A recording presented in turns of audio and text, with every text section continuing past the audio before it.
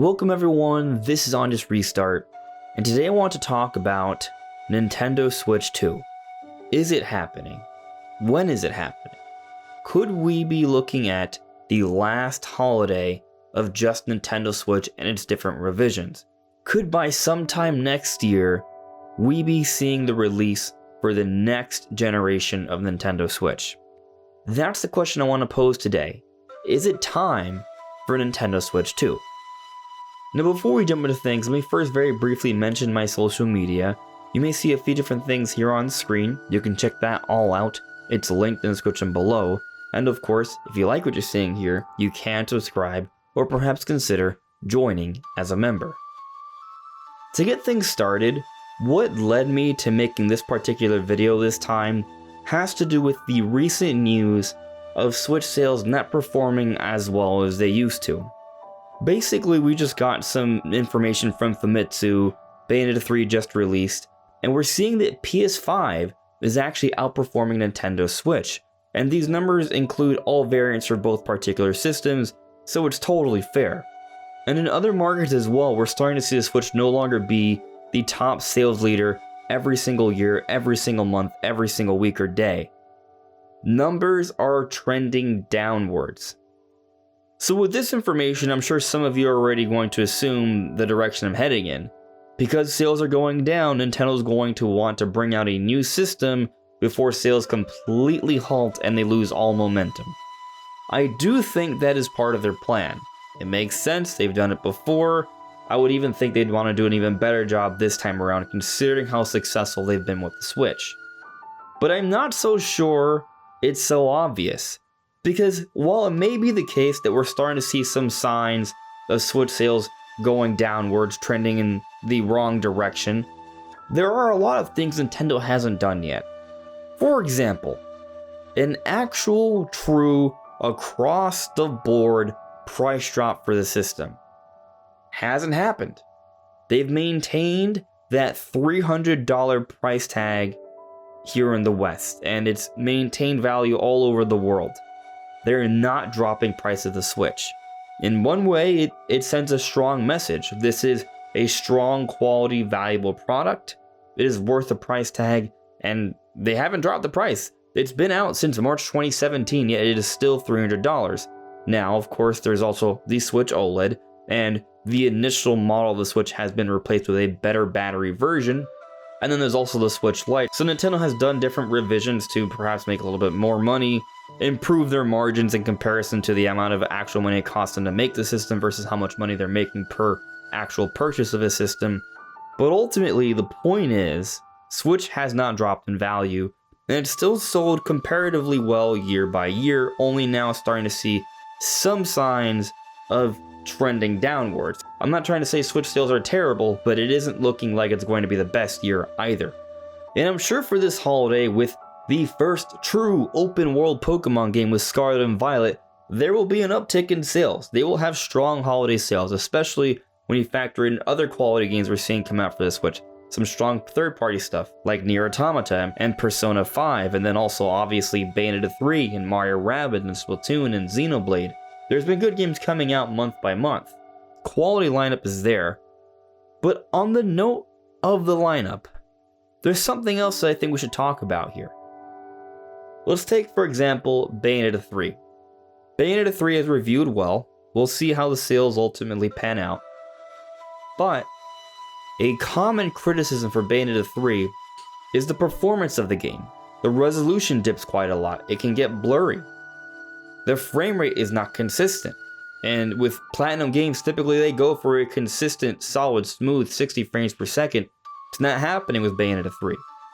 And there are certainly some pretty impressive moments in Bayonetta 3, but there's also a lot of things in there that I would say are kind of basic. There are some simple textures, and there are things in there that aren't the most cutting edge I've seen in graphics. And I'm not trying to pretend like I think the Switch is the most powerful system ever. It definitely isn't. But the point I'm making here, that even with modern Nintendo games or entries where we would expect it to sort of push the system, we're seeing signs of age. Again, the Switch has been out since March 2017. Typically, console generations for Nintendo don't last this long.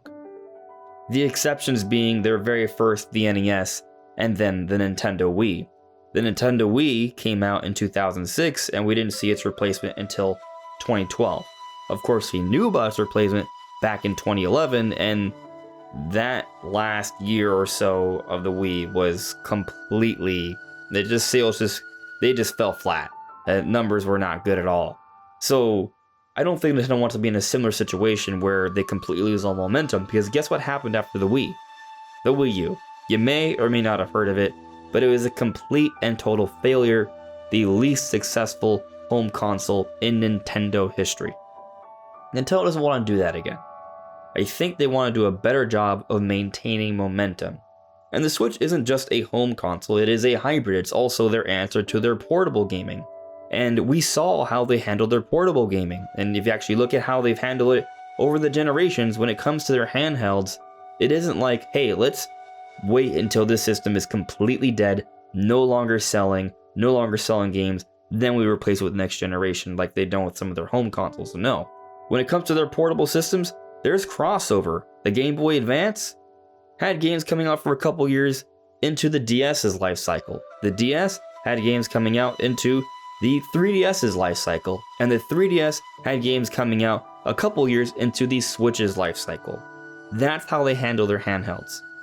Their handhelds have been successful, and now that Nintendo has merged both their home console and handheld divisions, and they're focusing on one singular platform with different revisions, of course, but still a singular platform, they are seeing incredible success. I believe Nintendo has struck gold with the Switch formula. I'm sure many of you, if not all of you, will agree with that. And their best course of action is to follow this up. Don't make a Wii U 2, make another Switch. I think most people believe that will happen. Based off Nvidia leaks, it looks like they are working on the next Switch hardware, and it's basically a more powerful Switch. So it shouldn't come as a shock that Nintendo is going to follow up the Switch with a better version of it, and they want to maintain that momentum. Now that sales are trickling downwards, now that we're getting close to the 7th year of the Nintendo Switch come March of 2023, it's gonna be time to move on. That doesn't mean Switch is going to die straight up outright. Like their previous handheld systems, there probably will be a couple years of a transitional crossover period where games will be coming out on both platforms, but eventually they will phase out the Switch. And interestingly, we have The Legend of Zelda Tears of the Kingdom coming out May of 2023. A little bit later than expected, but considering how quiet Nintendo has been about this game, doesn't totally shock me either. Obviously, initially we thought it would come out way sooner, but with COVID and all of that occurred, but then when they told us it would come out this year, we had hope that they were telling us the truth and it wouldn't be delayed, but it was delayed. And it was delayed into next year, and not coming out by the end of the fiscal year when we usually see Nintendo release big games, but a couple months afterwards, more like about 6 weeks. But that's when it's coming out May, which is a little peculiar in my opinion. We normally don't see Zeldas come out in May. It's usually the holiday season, or in the case of Breath of the Wild, to close out the fiscal year with the actual launch of the Nintendo Switch.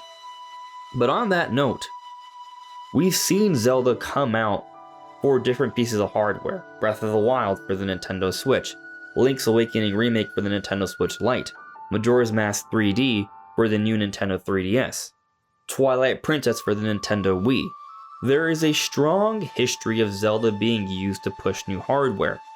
I'm pretty sure Nintendo's very happy about what they did with Breath of the Wild and how it helped the Switch to really come off to such a strong, amazing start.